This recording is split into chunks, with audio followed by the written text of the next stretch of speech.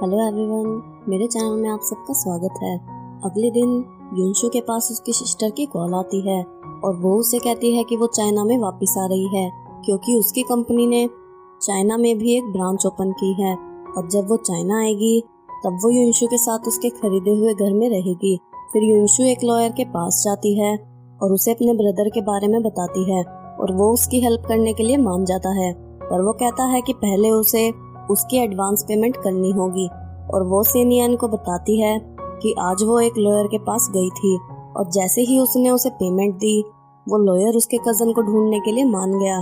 तब सीनियन उससे पूछता है कि क्या उसने उसके साथ कॉन्ट्रैक्ट साइन किया था और तब सीनियन कहता है कि कल वो उसके साथ लॉयर की कंपनी में जाए।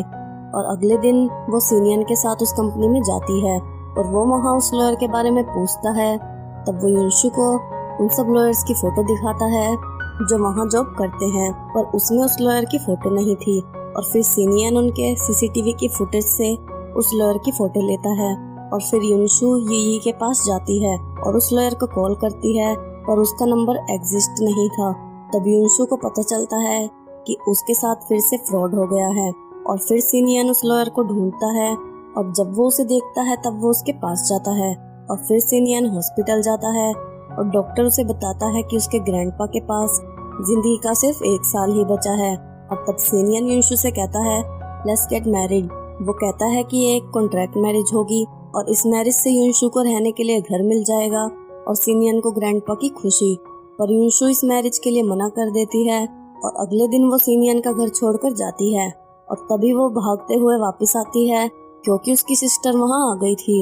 वो सीनियन के पास जाती है और जब उसकी सिस्टर उससे पूछती है हु इज दैट, तब युनशु कहती है ही इज माय बॉयफ्रेंड और सीनियन भी कहता है yes I am her boyfriend. और फिर वो अपनी सिस्टर को सीनियन के साथ उसके घर लेकर जाती है और वो सीनियन से हेल्प मांगती है उसका बॉयफ्रेंड बनने का नाटक करने के लिए, क्योंकि उसकी सिस्टर को नहीं पता था कि ये घर युनशु का नहीं है और उसका कजन उसके पैसे लेकर भाग गया है। जब युनशु सोने जाती है तब उसे याद आता है कि वो अपना सूटकेस बाहर ही छोड़ गई थी। तब वो नीचे जाकर अपना सूटकेस ढूंढती है और पुलिस से भी पूछती है। फिर उसे उसका सूटकेस मिल जाता है, पर उसका टेडी उसमें नहीं था। वो टेडी युनशु के डैड ने उसे उसके बर्थडे गिफ्ट में दिया था और वो सीनियन को उसकी फोटो भी दिखाती है। और अगले दिन सीनियन युनशु को उसका टेडी बेयर ला कर देता है और युनशु उससे कहती है कि वो उससे शादी करने के लिए तैयार है और वो उसके कॉन्ट्रैक्ट के लिए भी मान जाती है। सीनियन युनशु को कॉन्ट्रैक्ट देता है जिसमें लिखा था कि उसकी कॉन्ट्रैक्ट मैरिज की लिमिट 1 साल की होगी और कॉन्ट्रैक्ट खत्म होने के बाद सीनियन युनशु को उसका घर कंपनसेशन के लिए देगा। युनशु उससे पूछती है कि क्या वो सच में उसका घर उसे देना चाहता है। सीनियन कहता है ऑफ कोर्स और युनशु वो कॉन्ट्रैक्ट साइन करती है और अगले दिन वो वेडिंग का प्लेस सिलेक्ट करने जाती है और फिर वो अपनी मैरिज रजिस्टर करवाने जाते हैं। और तभी युनशु के साथ उसकी सिस्टर और सीनियन के साथ उसका चाइल्डहुड फ्रेंड लुयू आता है जो कि एक बहुत बड़ा सेलिब्रिटी है। और जब युनशु की सिस्टर उसे देखती है तब उसे याद आता है कि वो दोनों पहले एक बार में मिल चुके हैं और ड्रंक होने की वजह से उन दोनों के बीच में फिजिकल कांटेक्ट हो गया था, जिसकी वजह से वो वहाँ से चली जाती है और सीनियन लुयू को युनशु से इंट्रोड्यूस करवाता है। और फिर उसकी सिस्टर उसे फोन करके बुलाती है क्योंकि उसे युनशु और सीनियन के कॉन्ट्रैक्ट के बारे में पता चल गया था और उसे ये भी पता चल गया था कि वो घर सीनियन का है और उसका कजन उसके पैसे लेकर भाग गया है। तब वो युनशु से कहती है कि क्या उसने उसकी पुलिस में रिपोर्ट की। युनशु कहती है नहीं, क्योंकि उसकी फैमिली ने उसके डैड की डेथ के बाद उनकी बहुत हेल्प की थी। और युनशु की बहन उससे कहती है कि वो सीनियन का घर छोड़ दे और उसकी मैरिज भी तोड़ दे। अगले दिन युनशु अपनी सिस्टर के पास जाती है और उसे बताती है कि सीनियन ने उसकी बहुत हेल्प की है और उसके ग्रैंडपा की लास्ट विश युनशु और सीनियन की वेडिंग देखना है, इसलिए वो उसकी हेल्प करना चाहती है। पर उसकी सिस्टर फिर भी उसकी मैरिज के लिए नहीं मानती। और फिर सीनियन उसके पास जाता है और युनलेन से पूछता है कि क्या युनशु उसके साथ है, पर वो कहती है नहीं। तब वो उसे बताता है कि युनशु उसके घर से चली गई है और उसका फोन भी बंद है। तब युनलेन यी को फोन करती है, पर उसे भी युनशु के बारे में कुछ नहीं पता था। फिर उन्हें युनशु के रूम से एक फोटो मिलती है जो उस जगह की थी जहां वो अपने डैड के साथ जाती थी।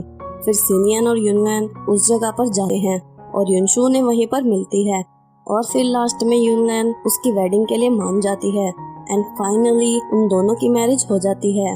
फिर हम देखते हैं कि सीनियर युनशु को उसके एग्जाम की तैयारी करवा रहा था और बाद में वो यूई के पास जाती है और उसे बताती है कि शायद उसे सीनियन से प्यार हो गया है और फिर वो सीनियन को पजामा गिफ्ट करती है।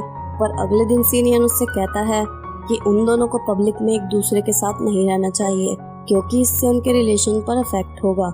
और दूसरी तरफ लुयू यूनलैन को चेज कर रहा था क्योंकि वो उसे अपनी गर्लफ्रेंड बनाना चाहता था पर यूनलैन उसे रिजेक्ट कर देती है। फिर युनशु अपने कॉलेज जाती है और वो अपनी टीचर से टकराती है जिसकी वजह से उसकी टीचर उसकी और सीनियन की मैरिज की फोटोज देख लेती है और उसे उनके रिलेशन के बारे में पता चल जाता है। तभी सीनियन वहाँ आता है और वो भी वो फोटोज देख लेता है।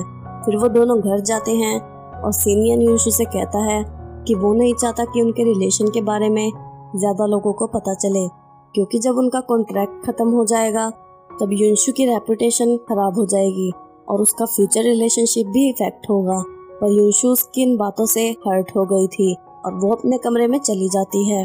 इस वीडियो में इतना ही गाइस। अगर आपको वीडियो अच्छी लगी हो तो मेरे चैनल को सब्सक्राइब और वीडियो को लाइक कर दो। अन्यन एवरीवन।